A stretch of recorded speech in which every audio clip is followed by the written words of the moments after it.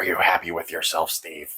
I hope you're happy that we sat through this because I kind of didn't want to. I had seen the trailers for this. Don't look at me like that. I know. Me. Well, Steve, I mean, not everything Paul Rudd's going to be is Paul Rudd's going to be in is going to be good. It's just the reality of the world. Same goes with all these other actors. I mean, Rupert Grint knows, and I don't blame Rupert Grint. He's actually put more into this movie than probably anybody else did. Yeah, I know.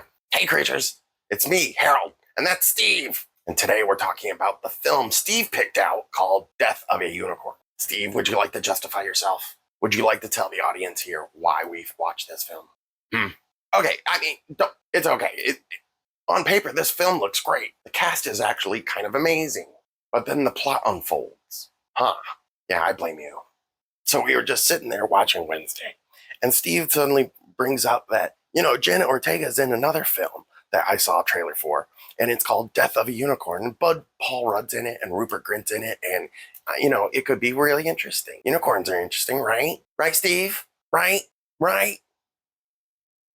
Yeah, he thinks so. So after an episode of Wednesday, then we booted up this film and thought we would check it out. Now, I had seen a trailer for this a little while ago, and, honestly, it didn't really actually interest. Yes, the cast looks great, but the basic premise is meh, flimsy at best. Don't get me wrong, I thought the same about the menu. Steve, this is your fault. I guess he thought the film looked interesting or something. He kept going on about unicorn myths over and over again, and horns and horses, and I blanked most of it out. What? Don't blame me. I mean, it's not my thing. I don't know anything about unicorns.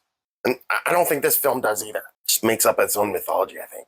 I'm not sure if the film knew what it wanted to be. What it ended up being was a bottle horror film. So, everything takes place in one little location, and then it unfolds from there. Which is a classic, horror trope. And this one just adds unicorns. The cast is playing a group of mortally horrific people that you just want to see the unicorn mow through as fast as possible. And it's really telegraphed super early, which was disappointing, like you. And the cast is great. All these actors are amazing, and I love them and all kinds of other stuff. And they do what they can with the material they're given here, but all the characters are extremely one note. They're played for laughs. Rupert Grint is really a bright spot here, but he always is. And he's doing as much as he can with what he's given. But there's plenty of films like that, like Cabin in the Woods and Evil Dead and stuff. After a while, you just don't really care. All the characters are written as one-note jokes, and there are no surprises or arcs for any of them, really. Where are you going, Steve? Steve, come back. Steve, stay right there. No, I said come back. It really does feel like the only reason any of these characters here and behave the way that they do is so that way they can be fodder for the unicorn and no one has to feel bad about anything. Steve, where are you going? Steve, did you see that? He just left. What are you doing? There he goes. Okay. Really feels like the actors are only there to inject as much humor into the script as they can. Any jokes that there are does feel a little written on the spot, whereas the rest of the cast is, the script is just weak. Oh, you're back now. What'd you do? Take a poop? Oh, okay. Well, don't tell me that. I did ask, didn't I? At first, the film presents itself. Just get out of the way, Steve. All right. Are you gonna stay over there? You're gonna be nice and you stay over there? And there he goes. There he goes again. See, that's why we don't have to have Steve on the show. He just gets in the way, all the time.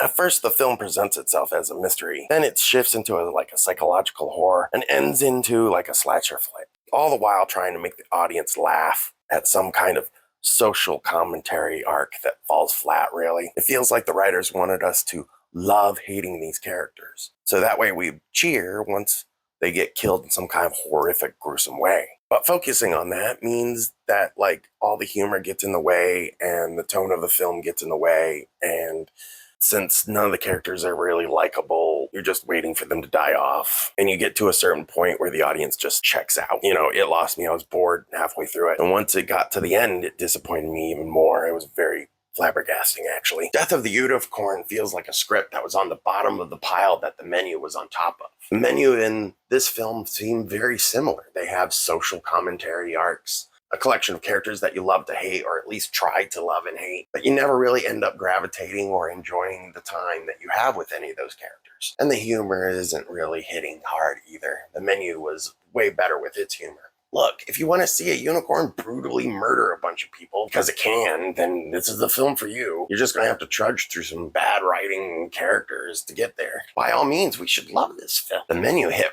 pretty hard for us. Oh, you're back, Steve.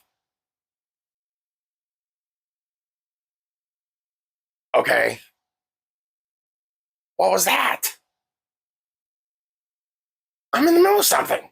I honestly don't think I can recommend this film. The trailer didn't inspire me with much hope, and then Steve wanted to watch it. Yeah, I'm talking to you, Steve. I see you over there. Because he just loves unicorns. All day long. Unicorn that, unicorn this. But I think we'll move on from that now. Especially since he gets to see a bunch of these brutally slaughtered people for, funsies.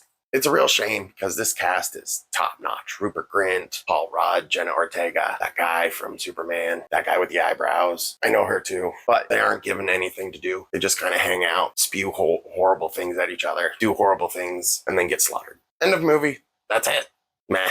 Meh, meh, meh. And can we just say that the unicorn itself doesn't even look very good? I mean, you look better than him, Steve. At least you try. That unicorn just felt like a lazy design. They put some horns on it. Oh, bye, Steve.